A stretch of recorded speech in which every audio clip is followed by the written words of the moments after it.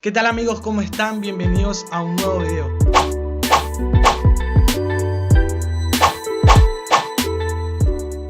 Como verán en el título, vengo con algo muy para aplicación personal. Bueno, para empezar con el relato de este video es necesario que hagamos un poquito de historia eclesiástica. Se quería ser el profesor de historia. Y ahí vamos a remontarnos hasta el siglo I. Durante el siglo I, cuando Cristo asciende a los cielos, quedaron los primeros cristianos formados que iban a empezar a compartir el evangelio. Hechos capítulo 2, viene el Pentecostés, son llenos del Espíritu Santo y empieza una explosión del evangelio tremendo. Las personas se empiezan a convertir, los judíos empiezan a dejar sus prácticas judaizantes religiosas, los gentiles se empiezan a convertir y ahí empieza a haber un crecimiento del evangelio sorprendente. Es más, cuando sucedió lo del Pentecostés, Pedro se levanta, habla y 3,000 personas se convirtieron. Imagínate, loco, o sea, sorprendente. Pero ¿sabes qué estaba pasando? Leyendo más adelante, la iglesia empieza a crecer y se empieza a acomodar muy lindo, ¿no? Ahí en Jerusalén, todo esto, Israel, el evangelio, milagros aquí, milagros allá, los apóstoles, ¡guau! Loco, estaban viviendo milagros zarpados, tremendo. Pero parece que se estaban como, muy lindo todo, acomodándose ahí reuniéndose, aunque perseguidos por los judíos también, por los religiosos, estos judíos que no aceptaban que él era Jesús. Bueno, con un poco de dificultades, pero estaban ahí, se estaban acomodando muy lindo. ¿Sabes qué pasa? Que había un mandamiento de Jesús que dijo en Mateo 28:19, vayan y hagan discípulos a las naciones. Entonces, el evangelio y el derramamiento del Espíritu Santo, todo eso incluía a las demás naciones vecinas, no solamente a ellos, pero era necesario que el evangelio se extendiera a otras personas. Entonces, ¿qué pasa acá? En mitad del siglo I al siglo II y al siglo IV empieza la persecución de los cristianos por parte del Imperio Romano. Ahí es donde vemos cuando Nerón empieza a usar a los cristianos, a matarlos. Ahí van a estar viendo imágenes de lo que pasó en esa época. Es cuando vemos que los cristianos son llevados al Coliseo Romano para Juegos Olímpicos,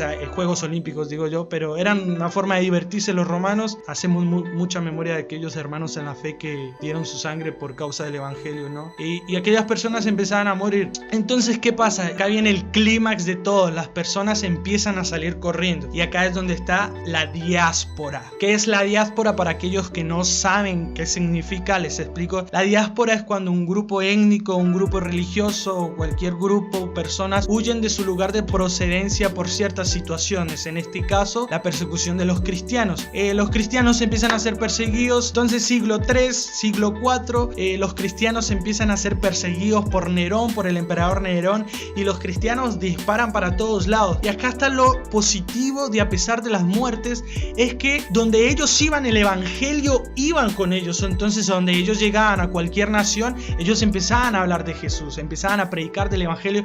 Esto trajo algo positivo, que la gente se empezó a convertir en las demás naciones. Ahí es cuando Pablo empieza a hacer su viaje misionero, que se empieza a expandir el evangelio por todas las naciones. Ahora, ¿a qué quiero llegar a esto? Que en estos tiempos de pandemia yo puedo ver y percibir que estamos viviendo un tiempo de diáspora. ¿Cuál es la similitud entre la pandemia y la diáspora? Es que la pandemia nos sacó de nuestros templos. La pandemia, este virus nos cerró los templos. La iglesia nos cerró los templos. Entonces nosotros ahora estamos utilizando otro método para poder llegar a hablar de Jesús. ¿Y cuál es? ¡Tatán! Facebook, Instagram, YouTube y algunos usando TikTok.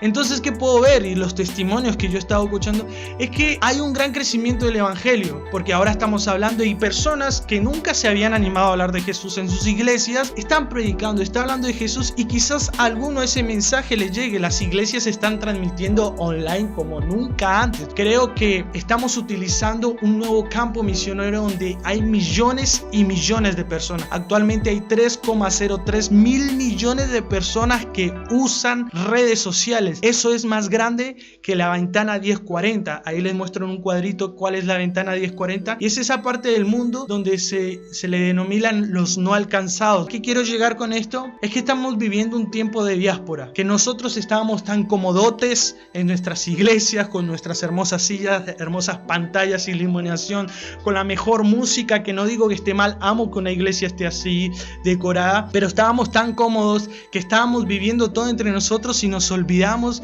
de aquellas naciones vecinas, nos olvidamos de aquellos vecinos. Ahora cuando nosotros nos conectamos online, nuestra familia en conversa empieza a escuchar y dicen: wow, eso es una iglesia, wow, me convierto a Cristo, y entonces se empiezan a convertir, milagros empiezan a suceder.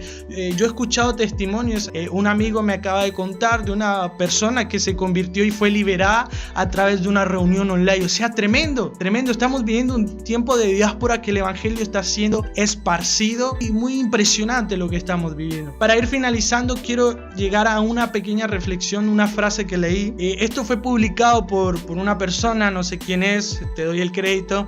Dice @JeamZamora, dice: Dios es más grande que toda enfermedad. También Dios era más grande que los poderes del imperio romano. Sin embargo, esto no impidió que Jesús fuera crucificado, porque la grandeza del Señor no está en la ausencia del sufrimiento, sino en el cumplimiento de sus propósitos. Impresionante, amo esa frase. Entonces mi pregunta para ti es: ¿cómo estás utilizando tus redes sociales? ¿Y cómo ves estas circunstancias? ¿Cómo ves esto?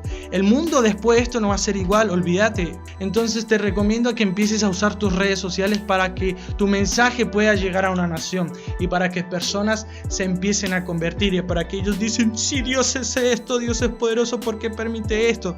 Lo importante de esto, si está pasando esto, es porque hay un propósito detrás de todo esto. Lamento mucho que muchas personas hayan perdido su vida, pero es más lamentable que personas pierdan su vida sin haber conocido del evangelio. Esta es mi aplicación personal y me gustaría saber que comentaras ahí qué piensas al respecto, cómo estás viviendo este tiempo de crisis, cuál es la oportunidad que tú ves.